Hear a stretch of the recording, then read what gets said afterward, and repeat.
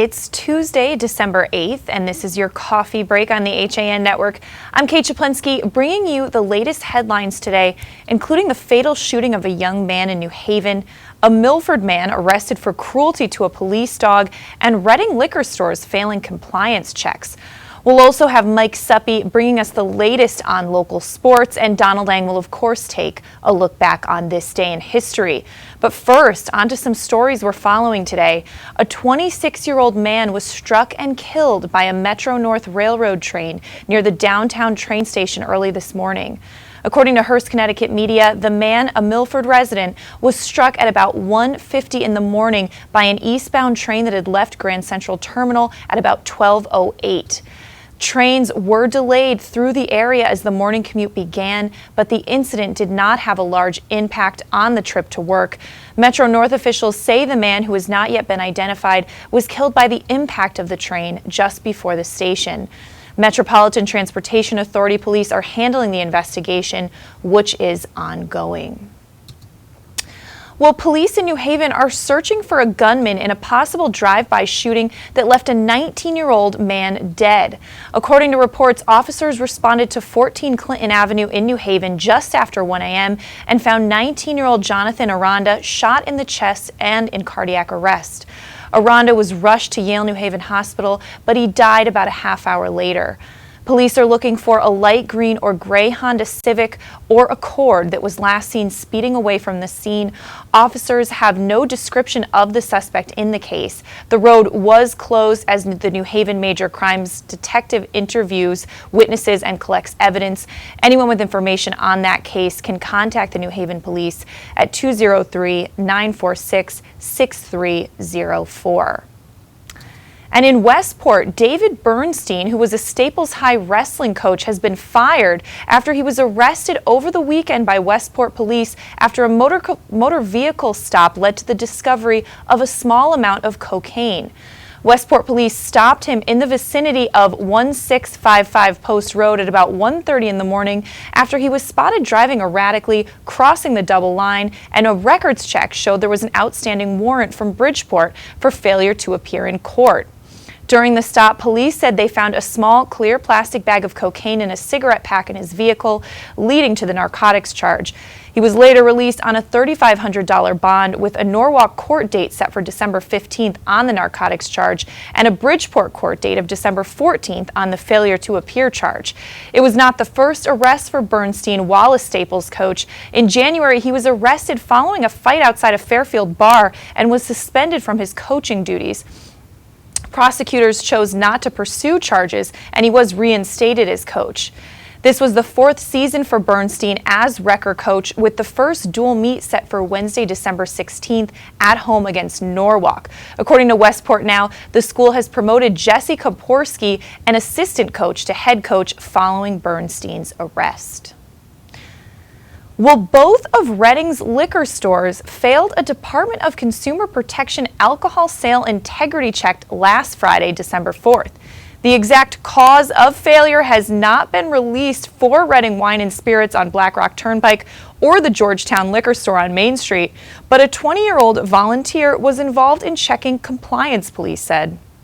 According to Reading's Police Chief Douglas Fuchs, the Department of Consumer Protection ran checks in both Reading and Ridgefield on Friday, coordinating with the departments in both towns for security. No arrests were made as a result of the checks, but administrative action will be taken by the Liquor Commission. According to police who gave a press release about the integrity checks, while Reading and Ridgefield officers waited outside the stores, DCP agents and the 20-year-old volunteer entered each store. According to Fuchs, there was no deception used by DCP during these checks. The integrity checks were done after a request from Reading and Ridgefield police departments because both had heard rumors that underage residents, especially those returning from college, were able to purchase alcohol locally. Fuchs said, "We're going into the holiday season and students are coming home. The behaviors they've grown accustomed to at school do not translate well here." Historically, he said, this has been the case in Reading. In addition to the stores in Reading, 60% of liquor stores in Ridgefield failed an integrity check. All those stores which failed checks will now be referred to the DCP's Liquor Commission. And in Milford, a man was charged with cruelty to animals for hitting a police dog that was involved in apprehending him during an incident on December 6th. According to police, on December 6th, officers responded to a Cornflower Drive address on a complaint of domestic violence. 47-year-old Nicholas DeMaio was arrested and charged with engaging in a physical altercation with a juvenile male inside the home. While being placed under arrest, DeMaio tried to run into the house, which led to DeMaio fighting with the officers. The situation ended with the deployment of the police dog, which police said DeMaio struck during the scuffle. DeMaio was charged with disorderly conduct, interfering and resisting arrest, assault on police personnel, and cruelty to animals. His bond was set at $10,000, and he was scheduled to appear in court on December 7th. Well, New Canaan native and realtor Ruth LeBlanc Jones, who in 2013 was arrested with two others and charged with larceny, burglary, forgery related to a real estate deal gone bad, had all of those charges dismissed recently. Adam Jones, Ruth Jones's son, who was charged with larceny, is now pursuing civil action against the estate which owned the house in question. The New Canaan Advertiser reports that he has refused to make a deal with prosecutors that would drop his charges if he signs a release agreeing not to sue the estate. Linda Silvestro, also of New Canaan, who was involved in the deal as a partner with Ruth Jones, had charges similar to Ruth Jones against her, meaning they had also been dropped. The Advertiser wrote about the case when they were arrested and did a follow-up story when Silvestro's charges were nulled. This is the first Advertiser report of the charges against Ruth Jones being dismissed. She continues to operate her company, Ruth Jones Homes. Well, switching gears now, taking a look at today's weather. High of 46 degrees expected today. A little cooler than yesterday, but still unseasonably warm. And it'll get a bit sunnier as the day moves on. Tonight will be partly cloudy with a low of 34 degrees. We'll be back up a little bit in the temperatures tomorrow with a high of 50 degrees expected. Looking pretty good this week, like we might avoid any rain. But we'll take another look at that later in the show. Right now, we're going to step out for a break, come back. Donald Dang is going to give us a look back on this day in history. Mike Suppy has the latest in Connecticut sports, and we have a lot more news coming up on your coffee break after this. Had a sports injury that needs immediate care? Coastal Ortho Express Urgent Care gives you direct access to an orthopedic specialist quickly. Their highly trained orthopedic professionals expertly treat you without an appointment. Skiing, snowboard, or sports accident, sprain or fracture, Coastal Ortho Express can help. Coastal Ortho Express Urgent Care open Monday through Saturday in the iPark building at 761 Main Avenue in Norwalk. Call 203-845-2070 or coastalorthoexpress.com. Find them on Facebook at Coastal Ortho CT. Dariens Porkchop is a unique store because it's a family store. A busy mom can come in with kids in tow and find everything she needs for them, and even find a dress for herself for Saturday night. And if she's in a rush, she can simply go home and order it from us that night. We'll deliver it the next day. The Dariens Porkchop. We're pretty on the outside and amazing on the inside. Conveniently located with free and easy parking at 1127 Post Road, Darien, Connecticut. Or shop us online at dariensport.com. Football University, the nation's leading football training experience, is now accepting applications for its 2015 camps. Our elite faculty of NFL coaches and top professionals teach position-specific on the field and in the classroom to improve your football IQ and help you reach your full potential as a player. Apply today at footballuniversity.org. Football University, where technique plus talent beats talent alone. You are watching the HAN Network, and you're not alone. 102,000 viewers have enjoyed the HAN Network in just the last 6 weeks. Advertise on the network that reaches Fairfield County, Connecticut's most engaged audience. Contact Jessica Murrin, Advertising Director, at 203-273-7312 or email jessica@han.network. Hi, I'm Rob Adams with my good friend Donald Eng, and we're the home team for Nutmeg Sports, Monday through Wednesday at 2 o'clock right here on the HAN Network. We are the place for all things Connecticut sports, so come hang out with us on Nutmeg Sports. Don? They don't call him the best color man in the game for nothing. Nutmeg Sports, 2 o'clock, Monday through Wednesday right here on the HAN Network. Walter Stewarts Market in New Canaan is your local destination for the best of the holidays. Shop Stewarts for the freshest produce, certified prime rib roasts, magnolia wreaths, fresh baked pies, gingerbread houses, Christmas candies, and the season's best wine and craft brews right next door at Stewarts Spirits. Shop Walter Stewart's, 229 Elm Street in New Canaan, or shop online at stewartsmarket.com. Back on this Tuesday edition of your Coffee Break on the HAN Network, I'm Kate Czaplinski. Time to throw it over to Donald Eng for a look back on this day in history. Don. You know, Kate, it's not often you can give an exact date that an empire falls, but today we can. In fact, we can give you the exact time. First, though, we go to 1854. In his Apostolic Constitution, Ineffabilis Deus, Pope Pius proclaims the dogmatic definition of Immaculate Conception. One of the most misunderstood Catholic precepts. It holds that the Virgin Mary, though naturally conceived, was always completely free of original sin. 1980, John Lennon shot and killed by Mark David Chapman in front of the Dakota apartment building in New York City. After shooting Lennon, Chapman, who had earlier in the day had him autograph his album of Double Fantasy, Chapman removed his jacket so police could see that he was not armed, then sat and waited for officers to arrive while reading a copy of Catcher in the Rye. 1984, Roanoke, Virginia. A jury finds Hustler magazine publisher Larry Flint not guilty of libeling the Reverend Jerry Falwell with a parody advertisement for Campari titled Jerry Falwell Talks About His First Time. Falwell was later awarded $200,000 for emotional distress, and big thanks to producer Joe there cropping that photo because there's quite a few very naughty words in that ad. And finally, now we go to 1991, where there was this.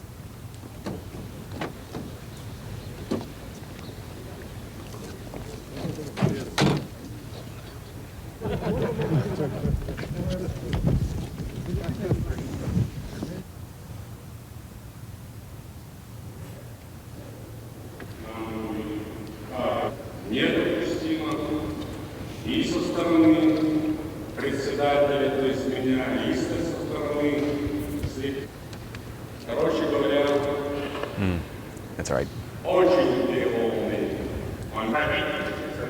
The audio really wouldn't help.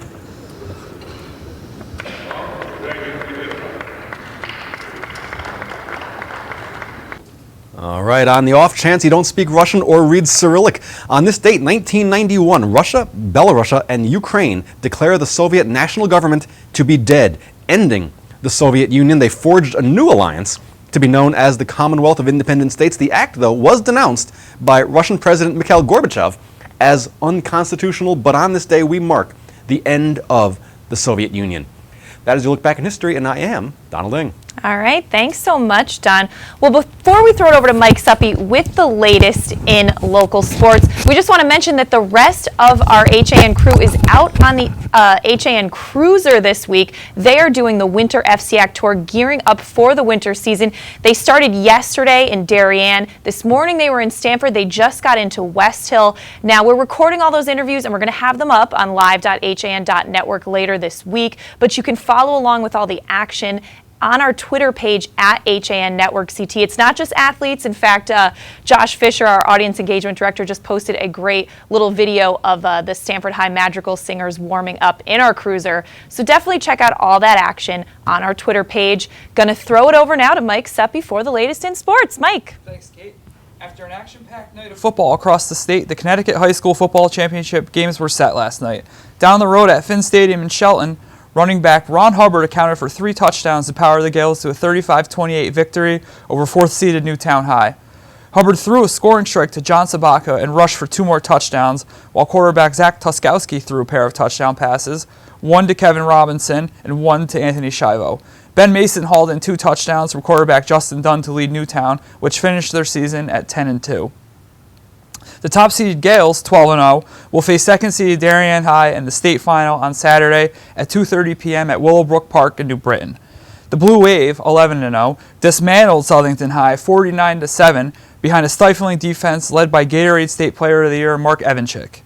Over in Class L, New Canaan High, the 6th seed, pinned a 51-27 defeat on number 7 seed Notre Dame of West Haven.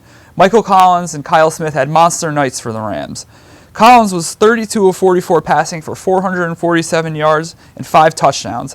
That gave him 53 touchdown passes on the season, breaking the old state record of 51 set by Woodland's Tanner Kingsley. Smith had a whopping 16 receptions for 222 yards and touchdowns of 79, 6, 23, and 12 yards. New Canaan, with a record of 10-1, will face North Haven High in the Class L final on Saturday at 2:30 p.m. at Ken Strong Stadium in West Haven. The Indians edged Wethersfield 21-14 in the other Class L semifinal. In Class M, Brookfield knocked off top-seeded Killingly by a score of 34-13, while New Fairfield blanked Ledyard 13-0. That sets up an all-SWC battle between the Bobcats and the Rebels at Strong Stadium with a 10:30 a.m. kick. The Class S final will see top-seeded Ansonia High lock horns with number 2 seed Bloomfield High. The Warhawks eliminated Seymour 47-21 on Monday night, while the Chargers held off Trinity Catholic in a 31-22 barn burner. And finally, that Ansonia-Bloomfield game will kick off at 10:30 a.m. on Saturday morning at Willowbrook Park in New Britain. It's the 6th straight finals appearance for Ansonia, and they're looking for their 20th state title in school history. And that'll do it. All right. Thanks so much, Mike. Well, getting back to a little more news today, in Wilton on November 27th, police received a complaint regarding youths drinking and socializing in a cul-de-sac of Weeburn Lane. Upon arrival, Wilton officers learned of a party with alcohol present and underage drinkers. The party's host, 18-year-old Kimberly Green of 26 Weeburn Lane, was issued an infraction for possession of alcohol by a minor, and she's due in court on December 18th. Well, in Trumbull, People's United Bank and the police department have joined up to inform people on how to avoid common holiday scams. The public is being invited to the special event, which will be held at People's United Bank on 100 Hawley Lane from 11 a.m. to 1 p.m. next Thursday, December 17th. The session is designed to help people identify common scams during the holidays that could lead to financial exploitation, identity theft, or other fraudulent activity. Trumbull police detectives trained to investigate financial crimes and fraud complaints will be on hand to answer questions. Light refreshments will also be served. And speaking of light refreshments, the Norwalk-based commercial bakery Pepperidge Farm says that Trader Joe's sells a cookie that too closely resembles the Milano brand, and they have filed a suit against the grocery chain for trademark infringement. The lawsuit, which was filed December 2nd in federal court in New Haven, contends that Trader Joe's is confusing customers with its crispy cookies that mimic Milano's signature oval shape. The company seeks to block future sales of the item and be paid undisclosed damages. Pepperidge Farm, which is a subsidiary of Campbell's Soups, first rolled out the Milano cookie in 1956 and trademarked its formula in 2010. According to NBC Connecticut, a spokesman for the Monrovia, California-based Trader Joe's declined to comment on the pending litigation.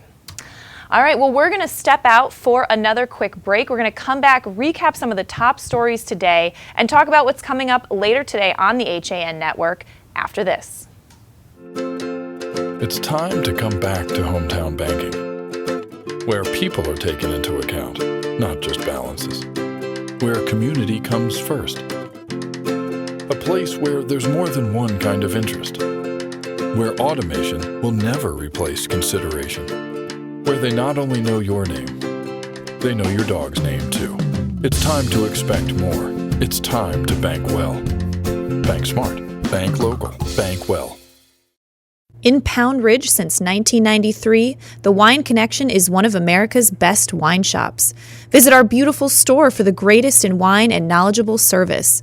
With wonderful values from around the world to collectibles for your cellar, we are your one-stop source. Visit our online shop at wineconn.com and make sure to sign up for email updates. With great offers, new arrivals, and special events, don't miss all the action at The Wine Connection, including tastings every weekend. The Wine Connection, located at 32 Westchester Avenue, Pound Ridge, New York. This fall for our red panda. That's right, Rashawn the red panda will be visiting the Beardsley Zoo for a limited time. Resembling raccoons, red pandas primarily eat bamboo, but will occasionally eat fruits, berries, young leaves, and certain tree bark, like their better-known black and white cousins. As an adult, Rashawn is expected to weigh 10 to 12 pounds, and you can see him at the South American Rainforest exhibit, Connecticut's Beardsley Zoo of Bridgeport. A whole new experience. 875 Noble Avenue, Bridgeport. 203-394-6565.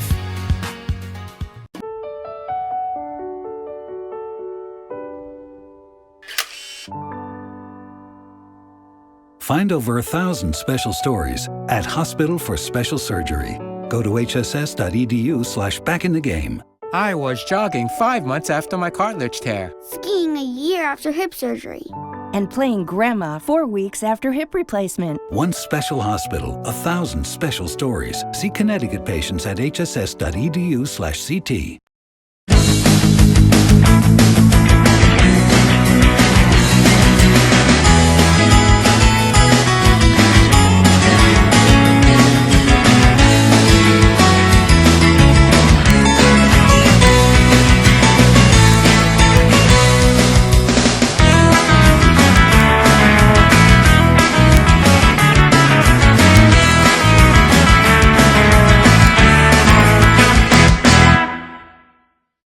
I'm John Kovach.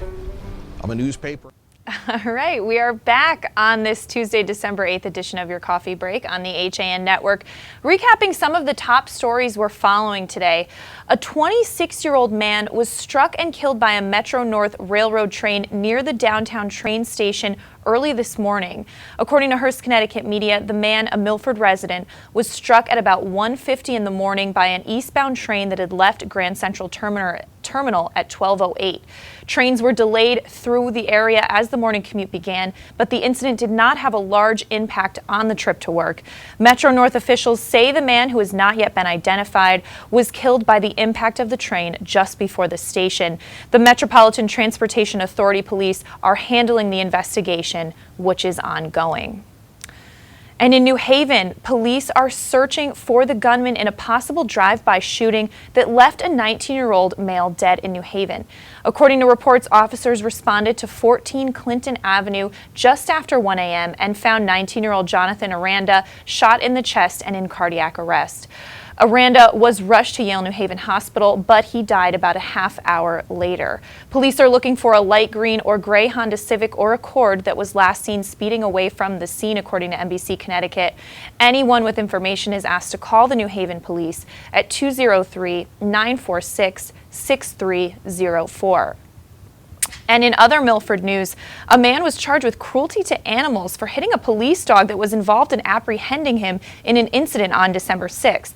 According to police, officers responded to a Cornflower Drive address on a complaint of domestic violence. Nicholas DeMeo, 47 years old, was arrested and charged with engaging in a physical altercation with a juvenile male inside of the home. While being placed under arrest, DeMeo tried to run into his house, which led to him fighting with officers. The situation ended with the deployment of the police canine, which police said DeMeo also struck during the scuffle. He was charged with disorderly conduct, interfering and resisting arrest, assault on police personnel, and cruelty to animals. And in some happier news out of Milford, a man with Milford ties and his Milford sons appeared on the Rachel Ray Show Monday morning. Dad Ian Cook got a makeover. As you can see, that's the before picture. According to the Rachel Ray website, this makeover was requested by his ex-wife.